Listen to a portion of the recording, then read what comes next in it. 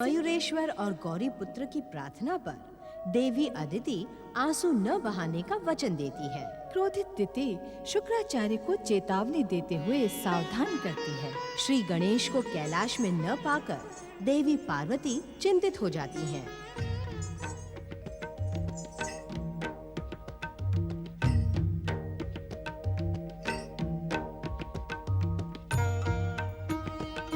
किसकी प्रतीक्षा कर रही हो देवी?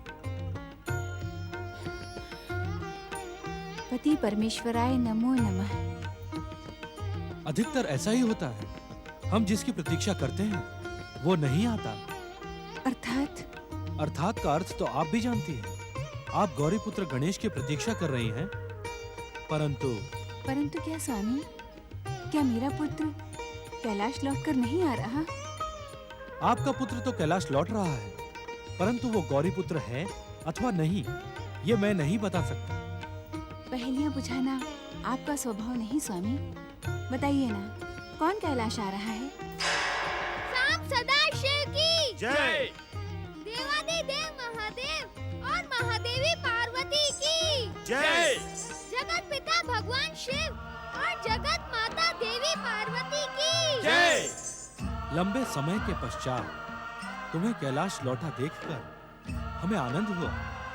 मयूरेश्वर, माता, उस दिन मैं आपकी आज्ञा के बिना ही यहाँ से अदृश्य होकर परम देव श्री महागणेश की शरण में चला गया था, और आज मैं स्वयं प्रकट होकर अपनी उस छोटी सी भूल के लिए क्षमा याचना करना चाहता हूँ।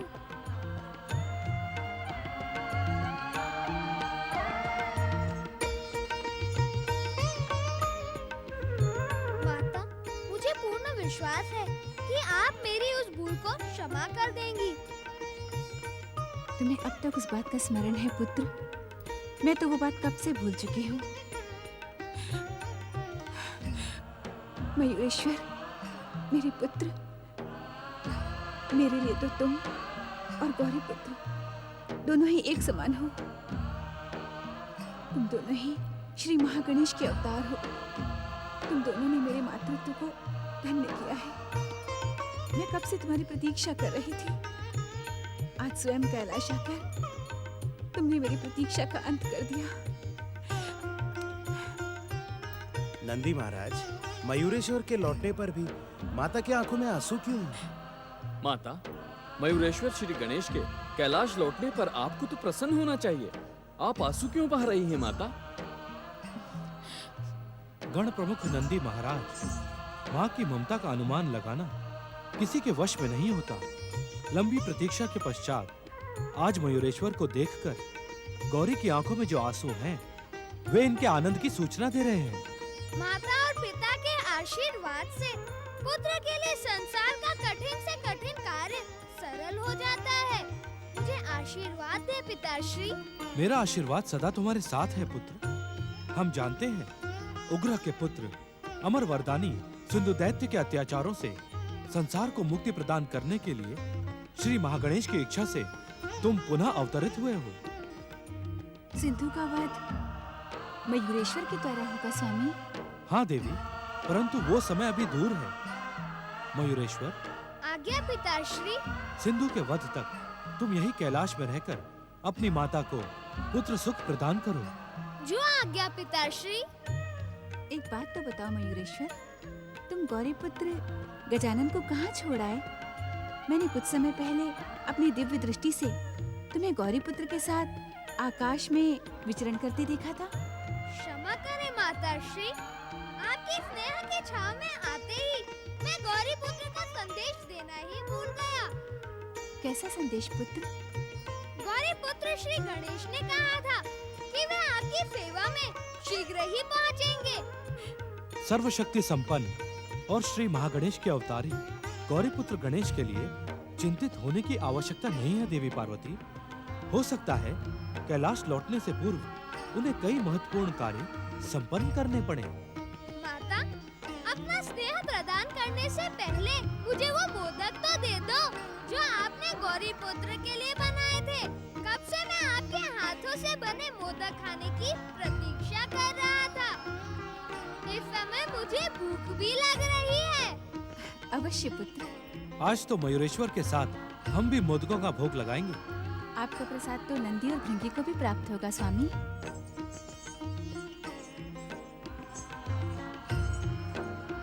दैत्य जाति के विरुद्ध षड्यंत्र की भूमिका रचने वालों, दैत्य जाति तुम्हें कभी क्षमा नहीं करेगी। दैत्य जाति के विनाश की भूमिका निभाने वाले श्री महागणेश एक दिन इस संसार पर दैत्य जाति की विजय का ध्वज अवश्य फहराएगा। तब तुम और तुम्हारे सभी अवतार, चाहे वो महोत्कट हो, मयूरेश्वर हो अथवा गौरी पुत्र गणेश हो, दैत्य जाति का बाल भी बांका नहीं कर पाएंगे। तुम्हारा प्रतिशोध भी प्रशंसा के योग्य है दैत्य माता। माता अदिति और पुत्र महोत्कट को समाप्त करने के लिए तुमने अपनी सारी शक्ति लगा दी, परंतु तुम अपने प्रिय दैत्यों देवांतक और नरांतक को नहीं बचा सकी। मुझे देवांतक और नरांतक से अधिक इस बात का दुख है कि उग्रा का पुत्र सिंधु दैत्य अमरता के वरदान के साथ स्वर्ग सम्राट बन गया। ये तारक पुत्रों की मूर्खता का ही परिणाम है। परंतु मैं ये स्थिति बदल दूंगी। दुष्टा अदिति के पुत्र सूर्य के वरदान को मिथ्या कर दूंगी। विधाता ने न जाने तुम्हें कौन से तत्वों से बनाया है दैत्य माता। पराजित होकर भी तुम पराजय स्वीकार नहीं करती। अब सिंधु दैत्य को लेकर तुम्हारे क्रोध का ज्वालामुखी एक बार फिर से फटने के लिए भड़क रहा है। मैं श्री महागणेश के संसार में भूचाल ला दूंगी। मेरे क्रोध के ज्वालामुखी से सारा संसार ताही माम कर उठेगा। अब तो तुम्हारे क्रोध को शांत करने के लिए मुझे कोई न कोई उपाय करना ही पड़ेगा। तारक पुत्रों से अब किसी भी प्रकार की अपेक्षा करना व्यर्थ है। तारक पत्नी शांबुकी ने उन्हें अपने वश में कर लिया है। ब्रह्मा जी से स्वर्ग विजय का वरदान न मांगकर उन्होंने अपनी मूर्खता का परिचय दिया है। अब संसार को नष्ट करने के लिए विध्वंसक उपाय मुझे ही सोचना होगा। दैत्य माता, क्यों क्रोध से अपना हृदय जला रही हो? शांत हो जाओ। कौन दैत्य शत्रु है जो छुपकर दैत्य माता अदिति की योजना सुन रहा है? सामने आ। मानता हूँ कि तुम दैत्य माता हो, परंतु परम देव श्री महागणेश के महोत्कट अवतार की माता, देव माता अदिति की बहन भी तो हो। मेरे आश्रम में प्रकट होने का दुस्साहस करने वाले दुष्ट कौन हो? मैं कहती हूँ सामने आ। मुझे उपदेश देने वाला दुष्ट प्रकट क्यों नहीं हुआ? लगता है इस आश्रम पर दुष्ट दैत्य शत्रुओं की दृष्टि लग गई है। ये सब वो दैत्य शत्रु शुक्राचार्य ही करवा रहा है। सच बताना दैत्य माता, पीढ़ियों से क्रोध और प्रतिशोध का व्यापार करते करते तुम थक गई हो ना? दूसरों के मन को दुख पहुंचाने की कामना करने वाला तुम्हारा कठोर हृदय अपने ही दुख के कारण छली हो गया है ना? कौन है दुष्ट? प्रकट क्यों नहीं होता? दैत्य माता, हर बार तुम्हारे मन में छुपा क्रोध का ज्वालामुखी फटता है, परंतु दूसरों का कुछ भी नहीं बिगड़ता। तुम्हारे अभागे दैत्य ही मारे जाते हैं। और आज की भांति इसी प्रकार हर बार तुम हाथ मलती और दांत पीसती रह जाती हो। तू अवश्य ही कोई मायावी है। तेरा स्वर तो बालकों जैसा है। दुष्ट मायावी, तू बालक बनकर मुझे सताने आया है। यदि तुझमें साहस है तो सामने आ। दूसरों को साहस की चुनौती देने वाली दैत्य माता, अब तुम्हारा साहस समाप्त होने चला है। वृद्धावस्था ऐसी ही होती है। इस अवस्था में शरीर निर्बल परंतु वाणी कठोर हो जाती है। मुझे वृद्धा बताने का दुस्साहस ना कर। लक्षण तो वृद्धों जैसे ही हैं। देवांतक और नरांतक की मृत्यु ने तुम्हारा साहस और मनोबल तोड़कर तुम्हें वृद्धा बना डाला है। इसीलिए तो तुम मन ही मन रो रही हो। सच तो ये है दैत्य माता कि तुम्हारे मन के आंसू मुझसे देखे नहीं जाते। इसीलिए तो मैं तुम्हारे समीप आ गया। दुष्ट, मायावी, तू बालक होते हुए भी चतुर लग रहा है, जो मुझ पर बातों का प्रहार कर रहा है। या तो तू यहाँ से चला जा, या फिर प्रकट होकर ये बता कि तू कौन है।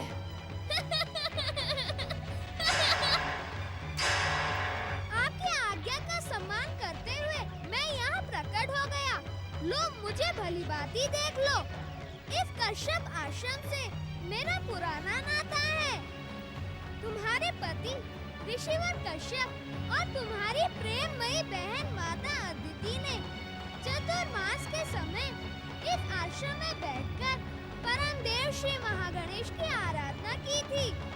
देखो दैत्य माता, तुम्हारे क्रोध, प्रतिशोध, दुष्ट और सत्यानाशी विचारों से भी यह आश्रम अपवित्र नहीं हुआ है। दुष्ट गजमुख,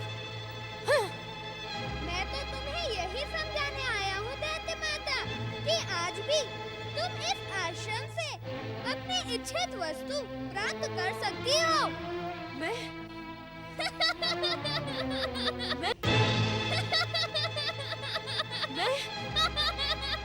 देव ऋषि, आप भी वही सुन रहे हैं जो मैं सुन रहा हूँ? नारायण नारायण देवराज इंद्र, ये स्वर तो मुझे मंगल मूर्ति गौरीपुत्र श्री गणेश का ही सुनाई दे रहा है, किंतु ये किसे उपदेश दे रहे हैं? देव ऋषि, ये जानने के लिए आप अपनी दिव्य दृष्टि का प्रयोग करें। देवराज इंद्र, दिव्य दृष्टि का प्रयोग तो आप भी कर सकते हैं। नहीं देव ऋषि, सिंधु से पराजित होने के पश्चात मेरी वो दिव्य शक्तियां नष्ट हो गई हैं। यदि आप कृपा करेंगे तो श्री गणेश के दिव्य वचन सुनने का सौभाग्य मुझे भी प्राप्त हो जाएगा। अवश्य देवराज, अवश्य। इस समय परम देव मंगल मूर्ति श्री गणेश के अमृत वचन सुनने की सबसे अधिक आवश्यकता आपको ही है। नारायण नारायण।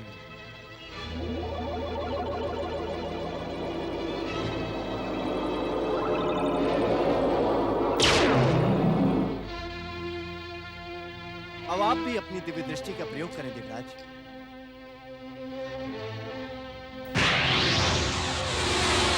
शत्रु वही है दैत्य माता जो शत्रु जैसा व्यवहार करे, परंतु दुर्भाग्य ये है कि तुम हर एक को अपना शत्रु समझती हो। मैं इस समय तुम्हारा भला करना चाहता हूँ। दैत्य माता का भला तो देवताओं की दुर्दशा में ही है। देवताओं की इससे अधिक दुर्दशा और क्या हो सकती है? सिंधु के कारण आज संसार में देवता मारे मारे फिर रहे हैं। नारायण नारायण देवराज, श्री महागणेश के अवतार गौरीपुत्र श्री गणेश की करुणा भी तो देखिए कि वे दैत्य माता दिति को हिंसा, क्रोध और प्रतिशोध के मार्ग से हटाकर सुख और शांति के मार्ग की ओर ले जाना चाहते हैं। देवताओं की दुर्दशा पर श्री गणेश का ध्यान ही नहीं जाता। सिंधु के कारण संसार में जो देवताओं का अपमान हुआ, उस पर अपनी कृपा क्यों नहीं बरसाते? इस दुष्टा दिति पर कृपा करने की इतनी शीघ्रता क्यों है? शीघ्रता है देवराज, शीघ्रता है। दुष्ट यदि सद्मार्ग की ओर चल पड़े तो इससे अधिक प्रिय श्री महागणेश के इस संसार के लिए और क्या हो सकता है? यही तो श्री महागणेश का न्याय है। जिसे आप न्याय कहते हैं, मैं उसे अन्याय कहता हूँ। पूजनीय देवताओं के प्रति ऐसा पक्षपात क्यों? नारायण नारायण देवराज, पक्षपात की इस स्थिति का निर्माण भी स्वयं आपने किया है। अर्थात स्मरण करें देवराज, आप अपनी भूल का स्मरण करें। किस भूल का स्मरण करवा रहे हो देव ऋषि? किस भूल का? आप स्मरण करें देवराज। सिंधु के आक्रमण के समय आपने श्री महागणेश की आराधना का संकल्प त्याग दिया था। इतना ही नहीं, अपने माता पिता के परामर्श पर जब आपने श्री महागणेश की आराधना प्रारंभ की तो उसमें भी आपका मन नहीं लगा। मैंने तो बहुत छोटी सी भूल की थी देवऋषि, परंतु दैत्य माता दिति ने भयंकर अपराध किया था। बार बार परमदेव श्री महागणेश को अपमानित किया था और फिर भी श्री गणेश आपकी सहायता नहीं करना चाहते, इसके पीछे कोई ना कोई कारण तो अवश्य होगा। नारायण नारायण, ओम महागणेशाय नमः।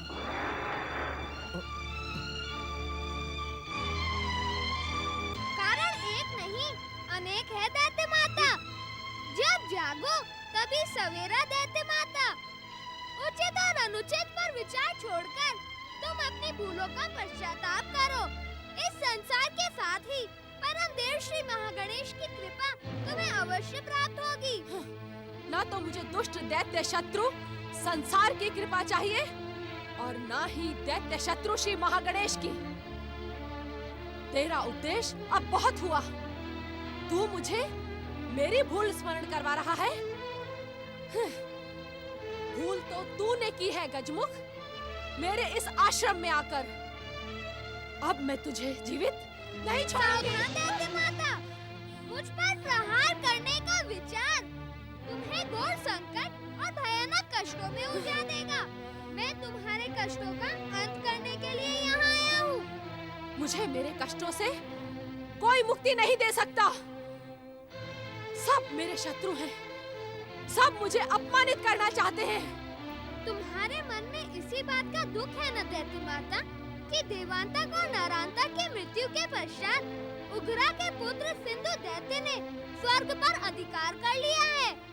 इससे अधिक दुख और क्या हो सकता है कि मेरी सौत दुष्टा अदिति का दुष्ट पुत्र सूर्य से वरदान प्राप्त कर उग्रा का पुत्र सिंधु स्वर्ग सम्राट बन गया।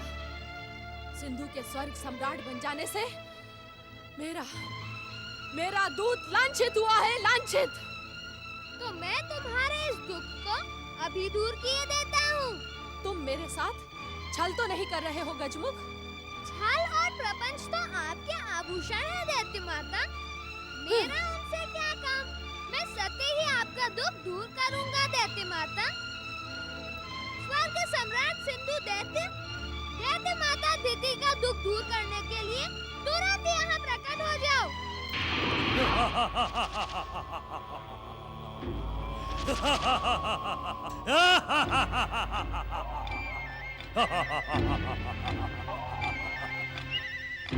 देखो दैत्य माता, स्वर्ग सम्राट सिंधु दैत्य मेरी एक ही पुकार पर आपकी सेवा में आ खड़ा हुआ है। अब आप चाहें तो इनके साथ जाकर स्वर्ग की राजमाता बन सकती हैं। दुष्ट सिंधु, तूने दैत्य वंश में जन्म नहीं लिया, फिर भी स्वयं को दैत्य बताता है। तू उग्रा का पुत्र है। मेरी इच्छा के विरुद्ध तूने स्वर्ग पर अधिकार कैसे कर लिया? स्वर्ग सम्राट का अपमान करने वाली दुष्टा, पहले ये बता कि तू है कौन? क्या तुझे अपना जीवन प्रिय नहीं? स्वर्ग सम्राट को अपशब्द कहने की क्षमा याचना कर, अन्यथा तुझे एक ही प्रहार में यमलोक पहुंचा दूंगा। तू दुष्ट होने के साथ साथ मूर्ख भी है सिंधु। क्या तू नहीं जानता कि दैत्य माता दिति का क्रोध तुझे क्षण मात्र में भस्म कर देगा? तू दैत्य माता दिति है ये तो तूने स्वयं ही बता दिया, परंतु क्या तू ये नहीं जानती कि दैत्य माता का गौरवपूर्ण पद अब तेरे पास नहीं, मेरी माता उग्रा के पास है। और दैत्य माता उग्रा की सौगंध, यदि तूने अब एक भी भूल की तो मैं तुझे जीवित नहीं छोड़ूंगा। इस संसार में दैत्य माता के पद पर केवल दिति ही सुशोभित हो सकती है। तूने और तेरी माता ने मानव कुल में जन्म लिया है। तू स्वयं को दैत्य बताने की भूल ना कर। तेरे हट ने तुझे मृत्यु के द्वार पर पहुंचा दिया है। मैं स्वर्ग सम्राट सिंधु दैत्य तुझे मृत्यु दंड देता हूँ। मेरी शरण में आ जाओ दैत्य माता। शरण में आने वाले की रक्षा करना मेरा कर्तव्य है। इस दुष्ट से मेरी रक्षा करो गजमुख। अब सिंधु के प्रहारों